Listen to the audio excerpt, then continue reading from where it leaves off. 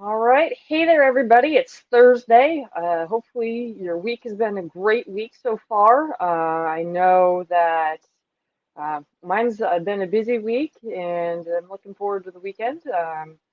But I'm looking forward to our session today because to me, it's a great way to catch up with all of you guys, and hopefully, you'll be able to see this either live or on the replay. And then if you have questions or comments, shoot me a message or put them below this video, and I'll be happy to answer them. I know in one of our previous videos, we talked about strength training and obviously how important it is because after the age of 30, our body starts to lose lean muscle mass at about 3 to 5% per year. And obviously, what does it do to replace this? It replaces it with fat, which is not good. So the importance of strength training is what we looked at in that video. We also looked at the different types of exercises, such as isometric, isotonic, and eccentric, and then the different type of exercises as far as free weights, body resistance, or weight machines, and the differences in those. So in this video, we're going to be talking about how to basically structure a strength training routine and certain tips that you should be following. So without further ado, let's get started. When we're talking about structuring a strength training routine, the first step is always the warm-up. And this is before really any type of physical activity. You need to get your body warmed up so that way you don't get injured. So when it comes to strength training, basically for this, you just want to get your muscles loose, get blood flowing. So any type of brisk walking or aerobic activity, something like that for about 5 to 10 minutes is the best thing just to get the muscles and blood flowing. Uh, and then the other big concept as far as strength training is you need to decide your goal, which is essentially here to make your muscles adapt and get stronger. And so there's a lot of different theories on this. And so if you want to build bulk, is different than if you want to build muscular endurance. Muscular endurance essentially is your muscles' ability to be able to withstand certain exercise for a period of time. So length is what we're looking at. Versus if you're building bulk, you're going to usually use either more resistance or more reps or less reps with heavier weight. So for instance, if you want to build super dense muscle and strength, which is called myofibrillar hypertrophy, is what we're looking for here. Basically, myofibrillar means your muscles. Hypertrophy means you want them to be like enlarged. So if you're doing that, you're going to go with heavy weights or heavy resistance, and you're going to go to a number of reps somewhere around about 1 to 5, because you're basically stressing the muscle to the point that it's going to get to that fatigue point sooner, which we're going to talk about that in just a minute as far as working your muscles to fatigue and why that's important. Um, so if you're trying to get an equal, increase your strength while increasing endurance, the rep range is usually somewhere between 6 to 12. And so here you're not going to use as much weight because obviously you're not going to be able to do as many reps with heavier weight or resistance. So this is going to be more of a medium weight, medium resistance. And this is called sacroplasmic hypertrophy because you're working your muscles as far as endurance goes, but you're also increasing strength. And then if you're trying to focus solely on muscular endurance, this is where you're going to do reps that are 12 or more, usually somewhere between 12 to 15. So when you're first starting out, you want to be focusing on that muscular endurance because you're not going to be able to lift weight that's that heavy, but you're also going to want to be focusing on picking a lighter weight. So that's in working at that 12 to 15 repetition range. And the research shows that by doing even a single set of either 12 to 15 reps with proper weight can build muscle efficiently in most people. And it can be as effective as doing 3 sets of the same exercise with a lower weight. So this is why focusing on proper weight selection or resistance selection is key because you need to know how many it's going to take to get you to how much it's going to take to get you to the reps that you need to focus on muscular endurance initially. And then when you can do more reps than it is difficult, well, essentially once it becomes easy, that's when you gradually start to increase the weight or resistance. Um, and the whole point of doing any form of weight training or strength training is to work your muscles to the point of fatigue, because this is what forces your body, your muscles, to adapt. And this is what the whole purpose of doing strength training is. And essentially, when you're working your muscles to fatigue, this means that you physically cannot do another repetition, just because your muscles are that sore, that tired. Um, so and then obviously as you get stronger, that's where you're going to need to increase the reps, increase the resistance, or something along that, in order to continually see improvement. Continually pushing your muscles to adapt. And your body actually adapts fairly quickly. So you'll be surprised at how soon you're having to change these things. And the best way to obviously increase resistance when you're using weights is just add weight to the bar or pick a heavier dumbbell or something along those lines. If you're doing body weight exercises, there's options such as a weighted vest or belt. Um, or if you are doing without any type of weight, you just have to progress to a more difficult activity level. So, for instance, if you're doing push-ups, and obviously, if you start out doing push-ups on your knees, then you're going to progress to doing push-ups, standard push-ups. And then if those become too easy, obviously you can add weight. Or if you really want to challenge, try putting your feet propped up on something, because that changes the whole dynamic of how the push-up is done, making it much more difficult. Um, so this is where you're having to adapt. It's just you have to get creative and think through based off of what activity you're doing, what that means. And then when it gets to body weight versus weight training, a lot of people believe that body weight training is something for beginners who aren't ready for heavy weights. However, it really depends on your fitness goal, because um, all it comes down to is the manner in which you're making the exercise more difficult. Obviously, it's easier to add just weight to a bar or pick up a heavier dumbbell. When you're doing body weight exercise, that's where the creativity has to come in. And you keep in mind, elastic bands, chains, weighted vests, all of those can be used to supplement body weight. And resistance tubing does come in different elasticity strength.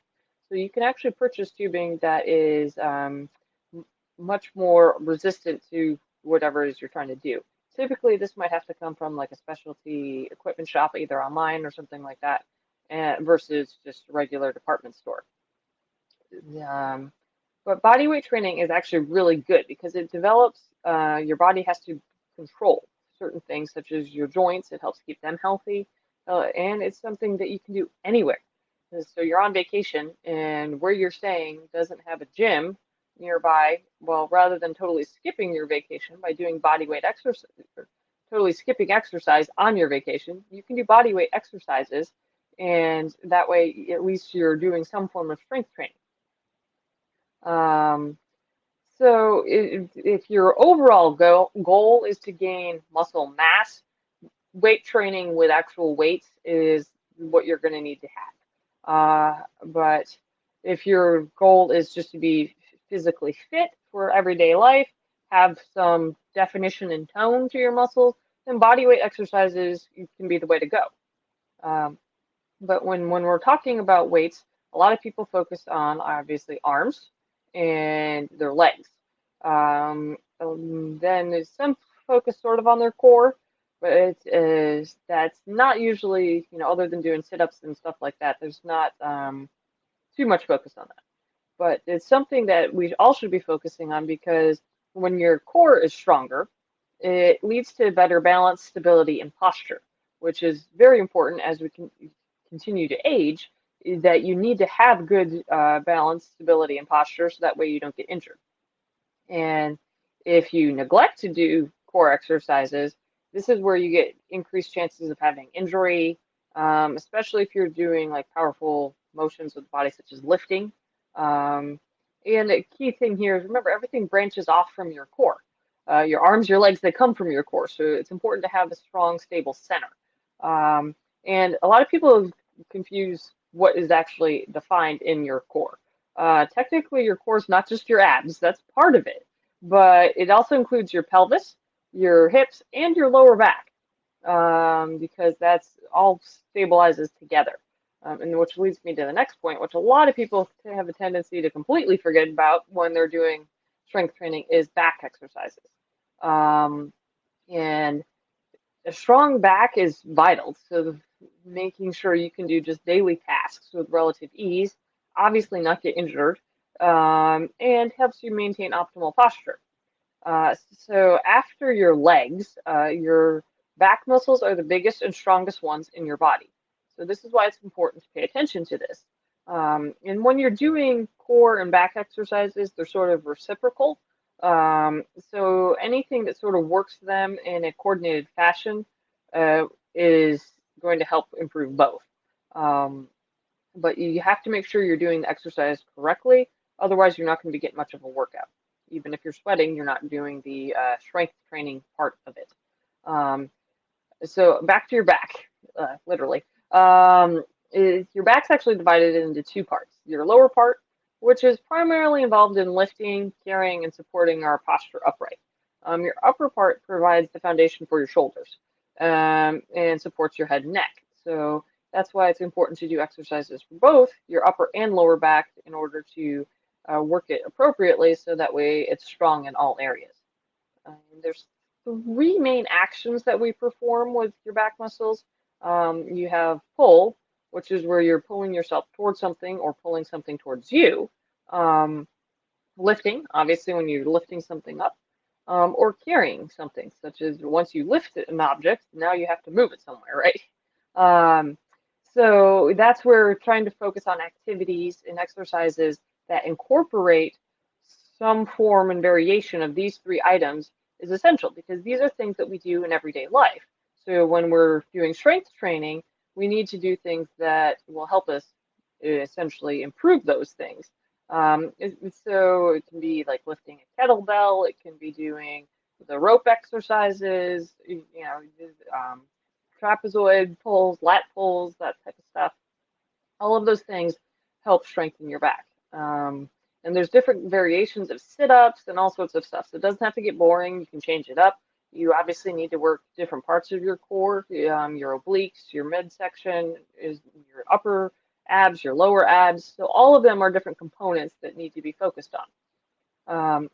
And then when we're talking about specific exercises that work specific muscle groups, this is where to me it's awesome because there's so many different variations of this.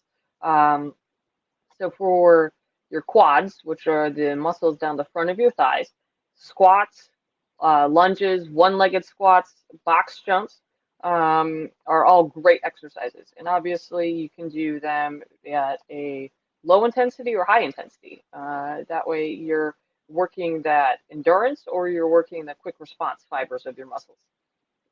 For your butt and hamstrings, the hamstrings are the muscles that run down the back of your upper legs. Deadlifts, hip raises, straight leg deadlifts, where you're doing keeping your legs straight. Usually you do obviously one at a time. Good mornings or step ups, where you're stepping up onto a box one leg at a time, are great for those. So for push, which is where you're going to be working your chest, shoulders, and triceps, the back of your arms. Overhead presses, bench presses, incline dumbbell presses, and push-ups and dips are what you're going to be focusing on there. And obviously right there's, in what I just listed, we are talking about stuff you can do with free weights, stuff you can do with weight machines, and things you can do with body weight. So all of them, it just depends on what you're focusing on. As far as pull exercises go, we're going to be talking, and this is going to be stuff that works your back, your biceps, and your forearms. So you've got chin-ups, pull-ups, body weight rows, bent over rows, which usually you're using a weight. Um, and then for your core and back, this is where you're hitting those abs and your lower back. Planks, side planks, Exercise ball crunches, because this is really great for stability because you're trying to keep yourself stable while doing the sit-ups. Mountain climbers, jump knee tucks where you stand it and then you jump up and bring your knees up and then obviously bring them back down before you land. And hanging leg raises. So essentially you're like hanging and then you bring your legs up. That's going to hit that lower core like you won't believe. Um, so as you can see, there's a lot of variety. So it doesn't have to get boring. You're not doing the same stuff because obviously the whole point, as we were talking about earlier, is to get your body to adapt. You want to have those different exercises, different things that you're doing because this is what's going to keep your muscles from getting in a routine. And then for a little bit, you're going to see improvement.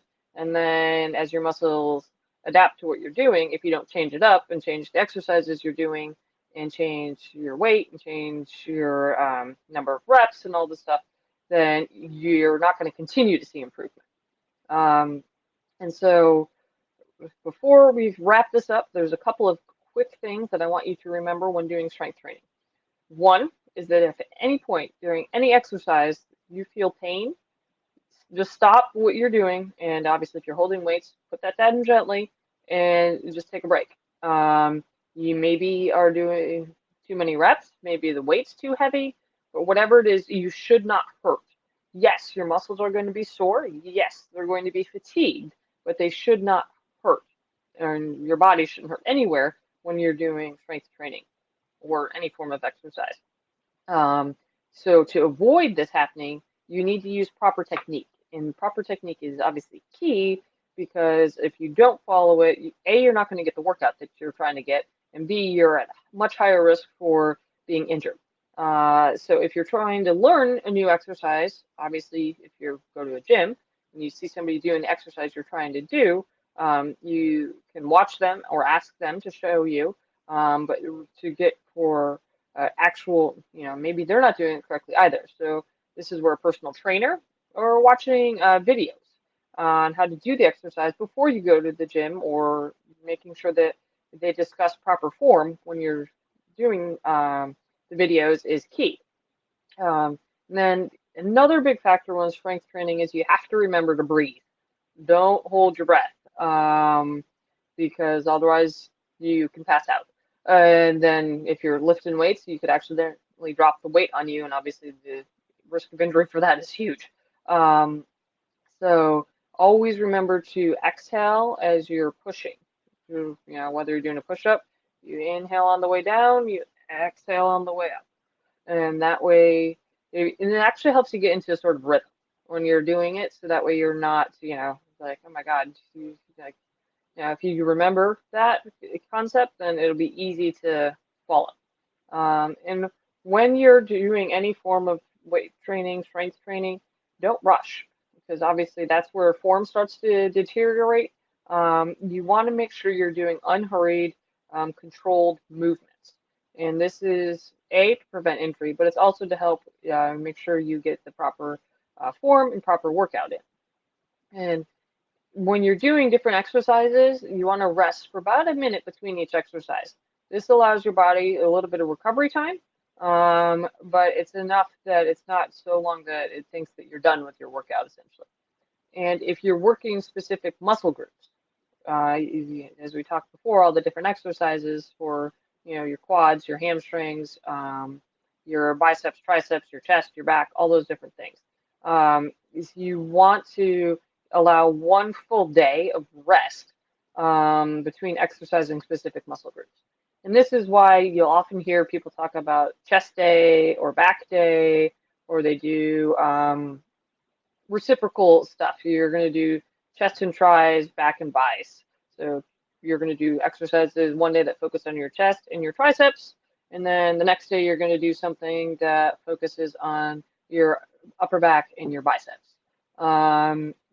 And same thing with your legs.